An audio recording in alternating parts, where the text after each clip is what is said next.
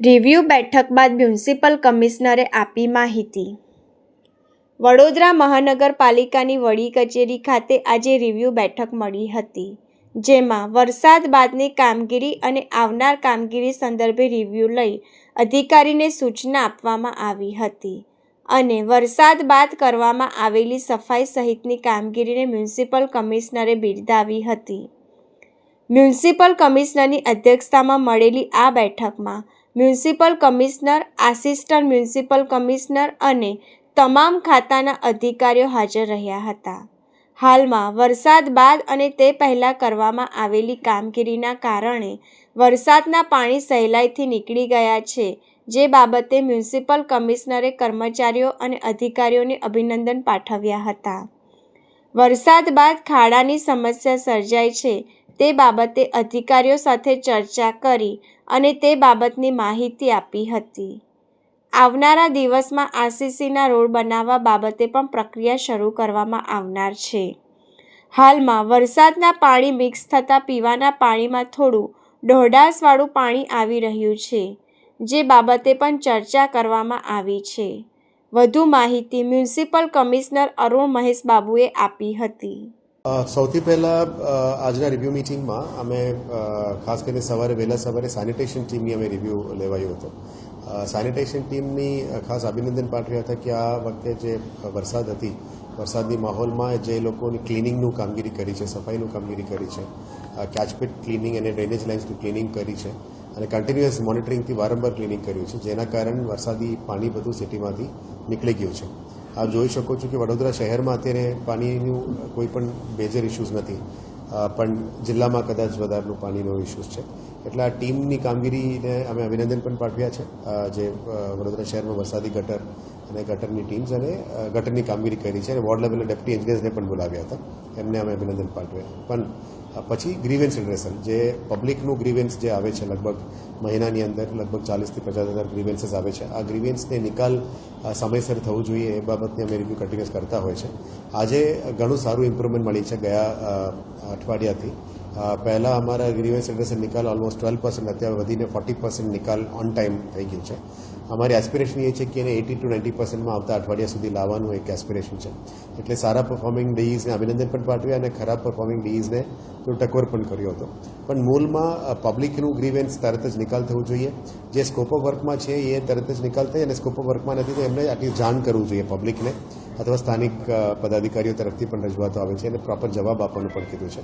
ખાસ કરીને ડીઈ લેવલના લોકો પબ્લિકને કેવી રીતે જવાબ આપે, એનું કામ નિકાલ થાય કે કેમ અને પોઝિટિવ કેવી રીતે નિકાલ થઈ શકે એ બાબતમાં વધારે ફોકસ કરવા માટે એમને સૂચના આપી છે. ત્રીજું મેઇન મુદ્દા છે કે વોટર લોગિંગ સ્પોટ્સ, તો હવે પાણી બધું નિકાલ કરવાનું કામગીરી શરૂ થઈ ગઈ છે. હવે વડોદરા શહેરમાં મોટી જે અત્યારે ખાલની સમસ્યા છે, ખાડાઓને પુરાવવા માટે અને ખાડાઓને સુધારો કરવા માટે અમે અત્યારે કરી રહ્યા છે. ખાસ કરીને અત્યાર સુધી બધા માનવ દિવસના આધારે એ લોકો રોડ પેચવર્ક કરતા હતા. હવેથી એફડીઆર પદ્ધતિ છે ને બધું પેચવર્ક કરવાનું શરૂ કરી દીધી છે. ટૂંકા સમયમાં સ્ટેન્ડિંગમાં અમે એઆરસીસ પણ મોકલીએ છીએ. એઆરસીસ પાસ થયા પછી વોર્ડ વાઇઝ, ઝોન વાઇઝ એમની જે એઆરસી ક્લિયર થાય એના પછી એ લોકો પેચવર્ક પણ ઝોનલ લેવલમાં, સ્થાનિક લેવલમાં કરવાના છે. આ સ્થાનિક લેવલમાં રોડ રિપેર સર્ચી રીસર્ફેસિંગ માટે પણ અમે અલગથી મોકલીએ છીએ. એ પણ હવે પ્રોપર કામથી જ કરવાનું છે. અને જે કન્સલ્ટન્સી અને થર્ડ પાર્ટી ઇન્સ્પેક્શનની અભાવ હતી, પહેલાં જે વોર્ડ લેવલના રોડ્સ બનતા હતા, 10 લાખની નીચેનો રોડ બનાવતા હતા, એમાં અકાઉન્ટેબિલિટીનો કોઈ ઇસ્યુઝ હતો, જેના કારણે ખાડાઓ બધા વધી ગયા છે.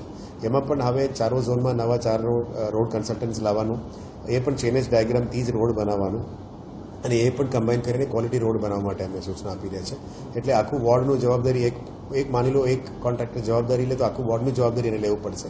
એને બલ્કમાં કામ પણ મળશે, પણ જવાબદારીથી જ કામ કરવું પડે. એ સબ કોન્ટ્રાક્ટ આપીને 10 અલગ અલગ લોકોથી કામ કરે, સપ્લાયનું ઇસ્યુ થાય, એવા સંજોગો ના બને અને રોડ બનાવનાર લોકો ક્વોલિટી રોડ બને અને ચોક્કસ રીતે એનું મેન્ટેન પણ થઈ શકે, એવા રીતનું કામ રોડ બની શકે. ખાડાઓ ના આવે એના માટે આપણે ડીએલપી તરફથી જઈ રહ્યા છે. હવેથી ઝોનમાં પણ અમે ડીએલપી રોડ્સ કરવા માટે હવેથી ફોકસ કરીશું. અને ખાસ કરીને મોટાભાગમાં જે પોસિબિલિટી છે એમાં જે 18 મીટરનો ઉપરવાળો રોડમાં તો તમામ તમામમાં આરસીસી પોસિબલ નથી. ત્યાં મેક્સિમમ પોસિબલ છે અમે ડામર રોડ કરીશું, પણ 18 મીટર નીચે જ્યાં આરસીસી રોડ બની શકે અત્યારે રાજ્ય સરકાર તરફથી પણ સૂચના આવી રહ્યા છે, એટલે અમે આરસીસી રોડ બનાવવા માટે અને મેક્સિમમ લેવા માટે નક્કી કરીશું. કદાચ થોડું બજેટ વધશે, એક્સપેન્સીસ વધશે, પણ આ પરમનન્ટ સોલ્યુશન આપણા માટે થઈ શકે. 10 વર્ષ સુધી કોઈ ડેમેજ ના થાય, 15 વર્ષ સુધી કોઈ ડેમેજ ના થાય એવા રોડ બનાવવાનું હોય તો વડોદરા શહેરમાં એ પણ અમે બનાવવા માટે તૈયારીઓ શરૂ કરી દીધી છે. સાથે સાથ જે MP MLA રજૂઆતો, કાઉન્સિલરની રજૂઆતો, પદાધિકારીઓની રજૂઆતો એ તાત્કાલિક ધોરણે કામ નિકાલ થવું જોઈએ, પબ્લિકની રજૂઆતો નિકાલ થવું જોઈએ અને એમને એક સેટિસ્ફેક્ટરી જવાબ રાઇટિંગમાં અથવા વર્બલી ફોન ઉપર આપવા માટે પણ તમામ project department, engineers, sanitation team અને તમામ ડિપાર્ટમેન્ટને કીધું છે. ખાસ કરીને અત્યારે ગાર્ડન્સમાં લગભગ 8 નવું ગાર્ડન્સ અમારું રેડી થઈ ગયું છે. એ ધીરે ધીરે આવનારા દિવસોમાં અમે પદાધિકારીઓ જોડે ચર્ચા કરીને આવનારા દિવસોમાં એક ગાર્ડનનું પણ અમે લોકાર્પણ લઈશું. હવે જે રોપા વિતરણ કાર્યક્રમ છે એ પણ આપણા માટે એક બહુ સક્સેસ છે.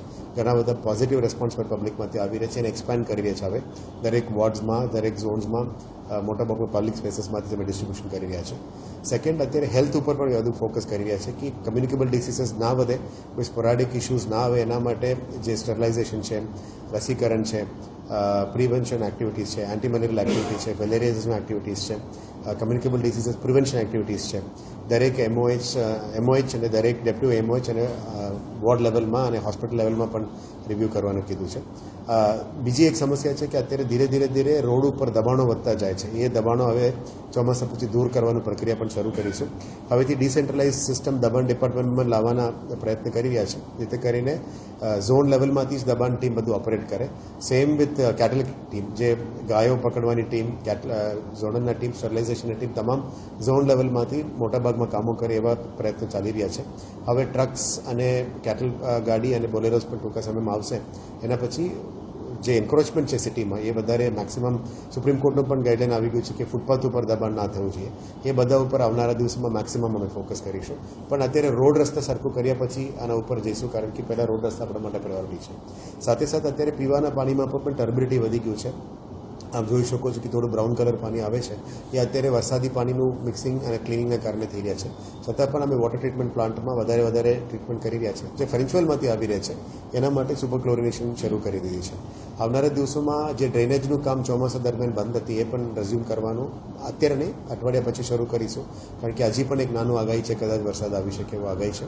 એ જોઈને અમે કામગીરી કરીશું. પણ હવે જેટપેચર મશીન્સને પણ અમે ઝોનલ લેવલમાં લાવીને કરવાનું નક્કી કરી દીધું છે. સાથે અત્યારે ઓક્ઝિલરી પમ્પિંગ સ્ટેશન્સ ટુ STPsનું લાઇનનું સાઇઝ જ બધું નાનું છે. અત્યારે 50% કેપેસિટીમાં અમે ઓપરેટ કરીએ છીએ. આવનારા દિવસોમાં એ પણ એક્સપેન્ડ કરવું પડે અને કોમ્પ્રિહેન્સિવ ડ્રેનેજ પ્લાન સિટીમાં જે નથી એ પણ કરવાની જરૂરિયાત છે. એટલે ધીરે ધીરે વિશ્વામિત્રી પ્રોજેક્ટ સાથે સિટીમાં comprehensive storm water drainage evacuation system પણ કરીશું, જેથી કરીને સિટીમાં ફરી પૂલ જેવું પરિસ્થિતિ ક્યારેય પણ ના આવે એના માટે પ્લાનિંગ કરીશું લોંગ ટર્મ. આજે સાંજે વિશ્વામિત્રી પ્રોજેક્ટ જે કામ ચાલે છે અત્યારે બંધ છે વરસાદના કારણે, એ પણ કેવી રીતે રિઝ્યુમ કરી શકાય એ પણ અમે હવે પ્લાનિંગ કરીશું. એટલે ધીરે ધીરે જે પ્રોજેક્ટનું આ જે ફોકસ છે આવનારા દિવસોમાં સ્ટેન્ડિંગમાં બધું ક્લિયર કરતાં એક શરૂ કરીશું. કમાટી બાગના જે બ્રિજ પણ છે, કમાટી બાગમાં ગેબિયન વોલ પણ છે, એ બધા પણ રિઝ્યુમ કરીશું. ખાસ કરીને આંગણવાડીઝ, બિલ્ડિંગ્સ અને હોસ્પિટલ્સમાં જે બિલ્ડિંગોની ઇમારતોની સરખામણી અને સુધારો કરવાનો છે એ ઉપર પણ વહેલા તકે કામગીરી કરવા માટે સૂચના આપી છે. હવે રોડ્સ ઉપર જે કિચડ પડ્યું છે એ બધાને હવેથી ફાયર ટીમ્સને પણ ઇન્વોલ્વ કરીશું. પ્રેશર વોશ કરીને રોડને ક્લીન કરવા માટે પણ હવેથી શરૂ કરીશું, જેથી કરીને કિચડ નીકળે અને રોડ વધારે સારી રીતે આપણે વાપરી શકાય એવા રીતનું રોડ્સ ફરીથી શરૂ કરવાનું છે. અને બ્રિજેસનું પણ ક્લિનિંગ અમે શરૂ કરીશું. બ્રિજ બ્યુટિફિકેશન્સ પણ શરૂ કરવાના છે, વોલ પેઇન્ટિંગ શરૂ કરવાના છે, ટાંકીઓ ઉપર જે પેઇન્ટિંગ્સ બ્યુટિફિકેશન્સ કરવાના છે એ પણ શરૂ કરી દેવાના છે. PM E-બસમાં અત્યારે 50 બસીસ આવી ગયું છે, 30 ચાલુ થઈ ગયું અને ટૂંકા સમયમાં 20 બસીસ પણ અમે લોન્ચિંગ કરીશું.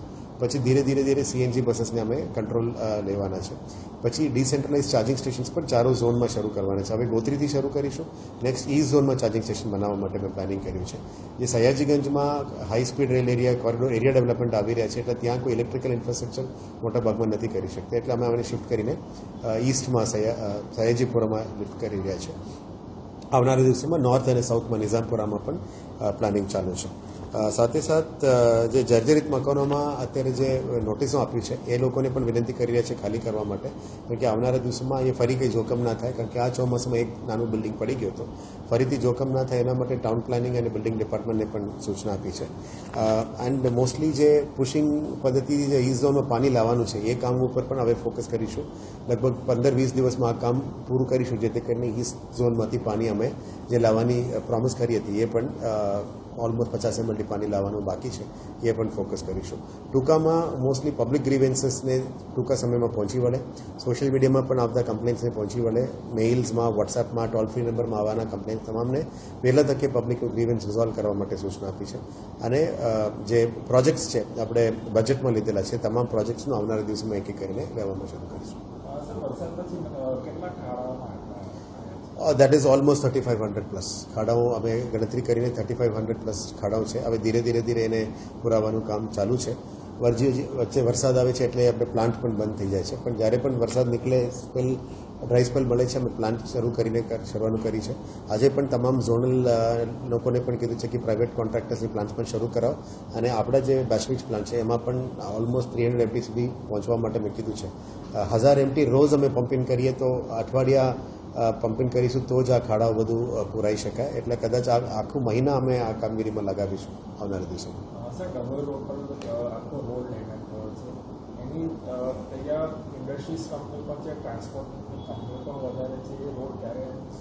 જોવું પડશે. ઇન્ડિવિજ્યુઅલ કેસ ટુ કેસ બેઝમાં અમે આ 4 અલગ પ્રકારનું કર્યું છે. એક ઝોનલ લેવલમાં રોડ રિપેર, ઝોનલ લેવલમાં રિસર્ફેસિંગ અને નવા રોડ્સ, પ્રોજેક્ટ લેવલમાં RCC રોડ્સ અને પ્રોજેક્ટ લેવલમાં મેજર રોડ્સ. આ તમામ આવનારા દિવસોમાં કરવાના છે. પણ ઇન્ડિવિજ્યુઅલ કેસ ટુ કેસ બેસિસમાં કંઈ ઇશ્યુઝ હોય તો અમે જોવું પડશે, અને અમે પ્રોજેક્ટ ડિપાર્ટમેન્ટમાં એમાં પણ એન્ગેજ કરવાનું કહીશું.